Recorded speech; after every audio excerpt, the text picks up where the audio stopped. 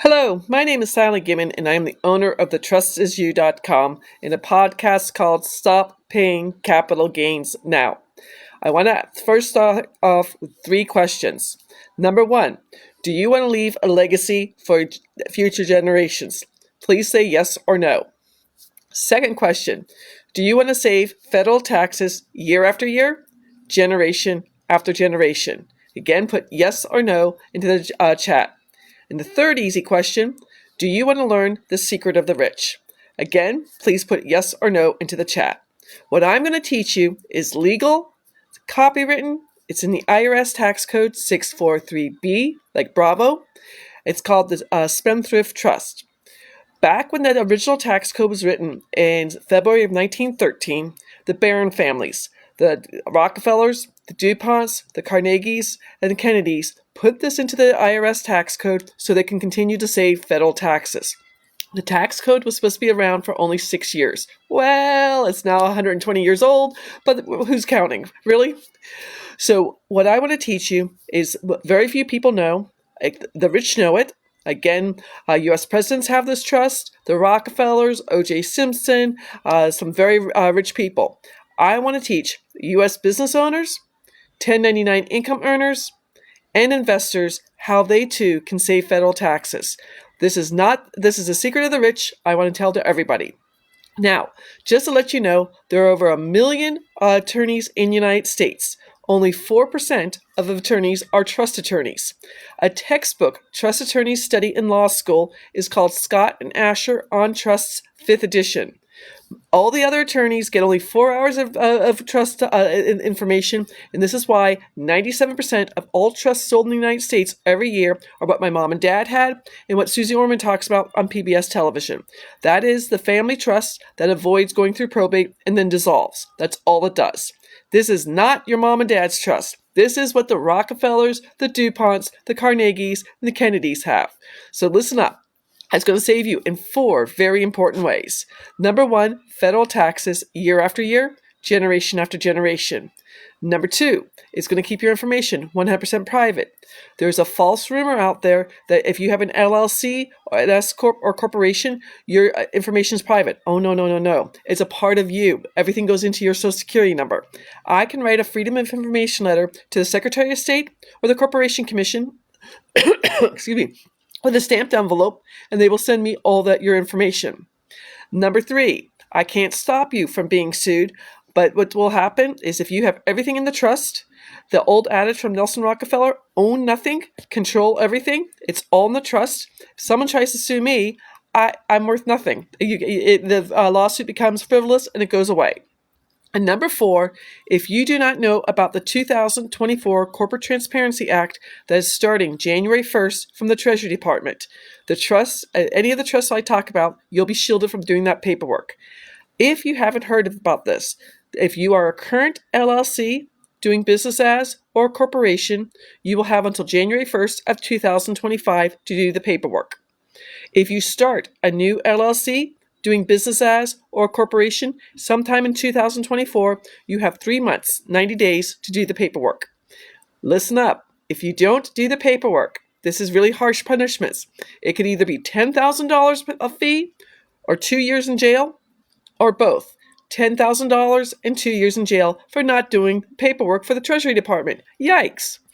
Now, if you do the paperwork and it's not done correctly, they will charge you $500 a day, including Saturday and Sunday. So this is really kind of important. It's going to change small businesses throughout the country. I want people to know this is coming down the pike starting January 1st. It's part of the Anti-Money Laundering Act of 2020. And again, if you don't want to pay this, the trust will shield you from doing this.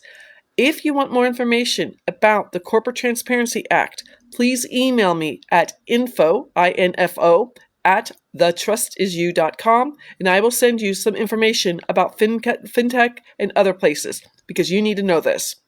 So I've gotten all that out of the way. I now want to talk about the business trust. The business trust is going to save U.S. business owners and 1099 income earners at least 90% of their federal income taxes year after year, generation after generation. Most of my clients are between 90% to 95% savings every single year. Personally, in 2022, I saved 92% on my 3 online businesses. Yes, I only paid 8%. I was happy to pay 8%. Now, the business trust is going to save you this money. It's going to be your money. You can decide what you want to do with it. You could pay off your mortgage. You could buy a new car. You could start a new pizzeria. It is your decision. Just to give you an idea, this is one of my clients. He's a local pizzeria, a husband and wife, local pizzeria here in Charlotte. They make about $15,000 a month, $180,000 a year, and they filed jointly taxes, and they're at 22%. So with your taxes, I know it's taboo to talk about death and taxes, but your taxes are between 10% to 37%, 7 different layers, and 4 ways to file your taxes. So their base rate taxes before they take any deductibles is $30,215. At 90% savings, they could get more than that, but just giving them an idea, at 90% savings, they will save, I have to move my calendar, sorry. They will save $27,193.50.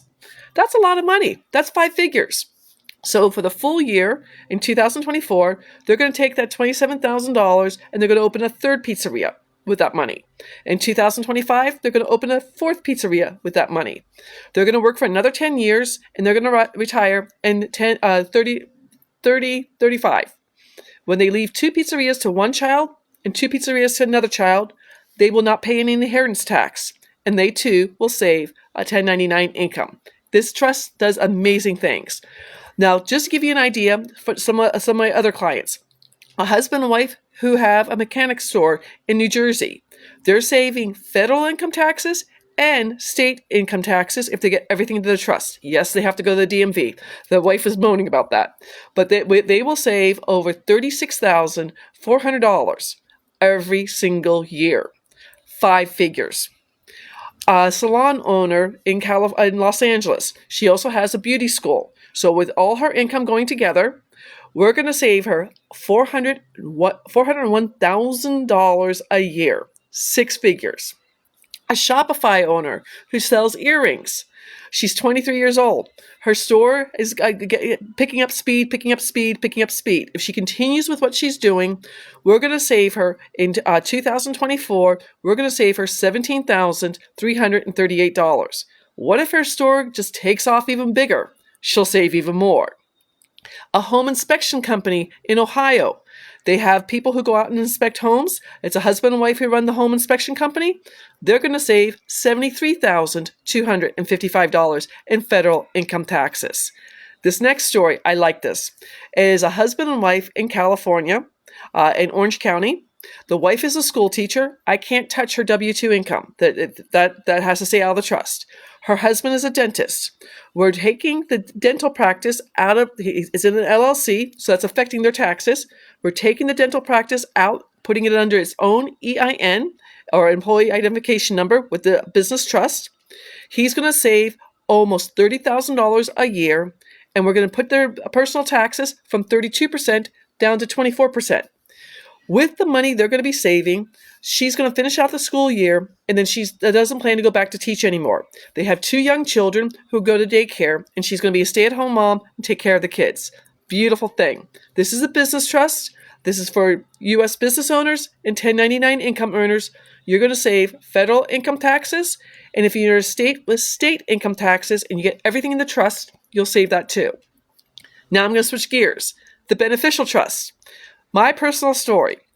Back in October of 2018, I was living in Phoenix. My mom and dad were living in Goodyear, Arizona, about 20 miles west of Phoenix on I-10.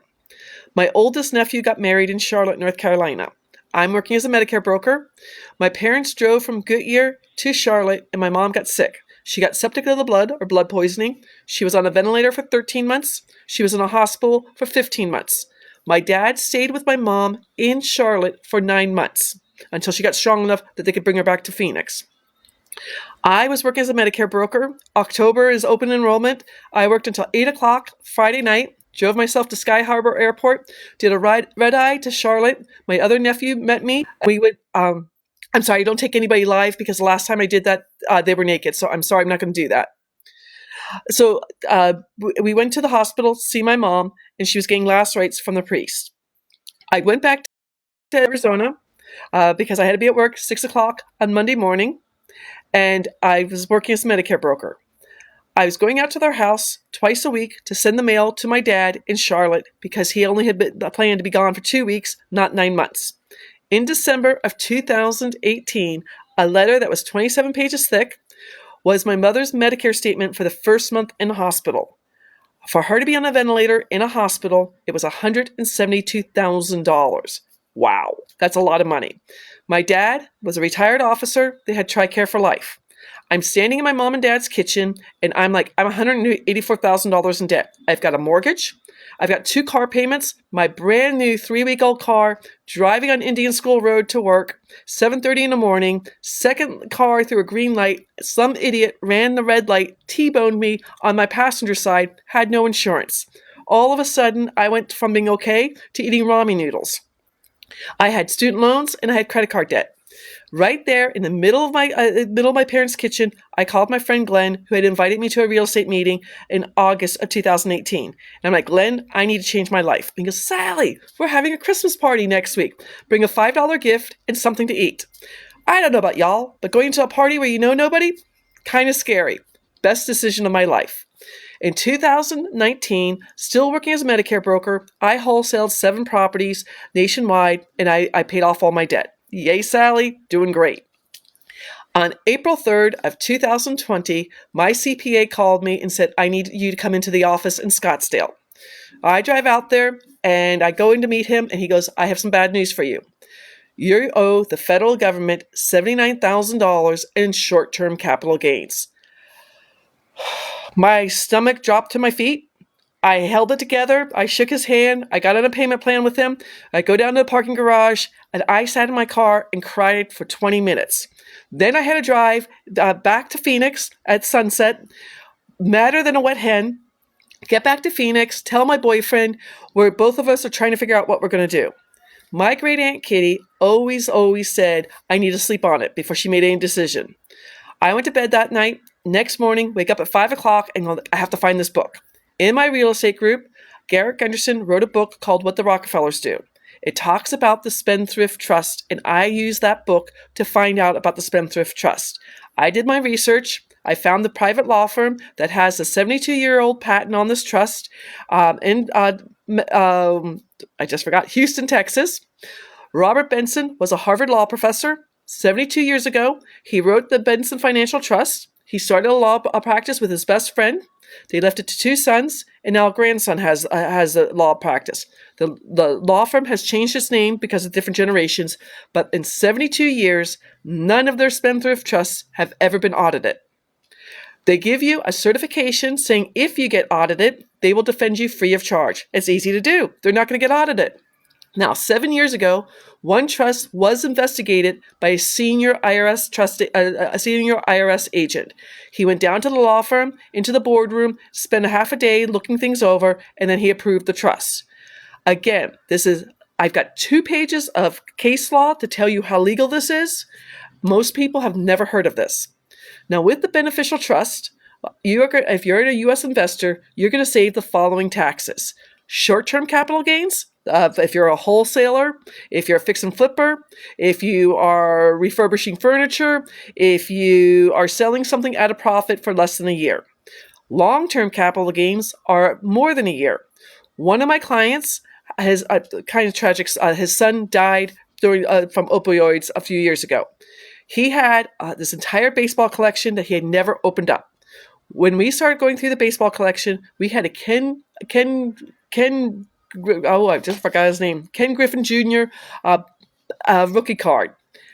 We were able to sell that for $40,000. That's amazing. Now, at 15%, just so you understand this, at 15%, his father, because he has the beneficial spendthrift trust, he saved $5,999.96. Let's just round it up to $6,000. At 20%, he saved $8,000 because of this a baseball card. That's long-term capital gains. If you're selling a U.S. business, selling it to a family member or selling it to somebody else, Again, it's what you paid for it and then what you're selling it for. Whatever's in between, you're going to pay long-term capital gains. One of my clients, 42 years ago, he and his brothers built the restaurant in Kentucky. Jim and his wife, Susan, were working the restaurant. They just sold it to a restaurateur, I can't say the word, restaurateur, who has, it's going to be his 7th restaurant. They're moving to Florida to be near their grandchildren. They sold it for $3 million, everything in it. And their son saw a TikTok video. We were able to get them to start the trust before they sold it. And at 15%, they saved $460,000. At 20%, they saved $600,000. 6 figures for their retirement. Amazing. Now, the beneficial trust is going to save you capital gains, interest income. That's if you're a passive investor doing the BRRRR strategy. Subject to, if you're a forex trader, you get taxed twice, interest income and capital gains. If you doing creative financing or seller financing, then it's going to save you dividend income. If you're in the stock market, if you're a day trader, if you do commodities trading, if you do futures trading or binary options, options traders, listen up. You get taxed 40% on profits for a year or less, or 60% for a year or more. You need the Spendthrift Trust. Rental income. Short-term rental, if you're an Airbnb, vacation rentals, or traveling nurses. Long-term rental, if you have 5 doors, 20 doors, multifamily, commercial property, you're going to save rental income. Yes, you can take depreciation, and yes, you can do cost averaging. But remember, your information is private, and you'll pay no judgments. What if the renter's dog gets out and bites the mailman? What if someone trips and falls and breaks their ankle? They can't sue you because everything's in the trust. And then royalties. Royalties are if you are an author, a songwriter, an actor, you're in the NFT world, you have intellectual property. Again, this trust is copyrighted. I get paid, I get to save my royalties because I have the beneficial trust. Beautiful thing. So again, if you guys want to find out more about this, please schedule an appointment with me. I will do a 30-minute conversation with you because I want to show you how to save federal taxes. If you want to make an appointment, it's going to be www.thetrustisyou.com/scheduling. When you come and make an appointment with me, I'm going to take you out to NerdWallet. I'm going to show you your basics, where you are, what your tax bracket is, and how much you'll be saving. I'll send you a copy of the book I read, PDF copy. I'll send you 2 pages of case law. I'll send you 3 articles from Forbes so you can make the right decision. Again, my goal is to help as many U.S. business owners, 1099 income earners, and investors learn about the Spendthrift Trust and save federal taxes. Thank you for watching this. I hope you all have a beautiful Christmas and New Year's.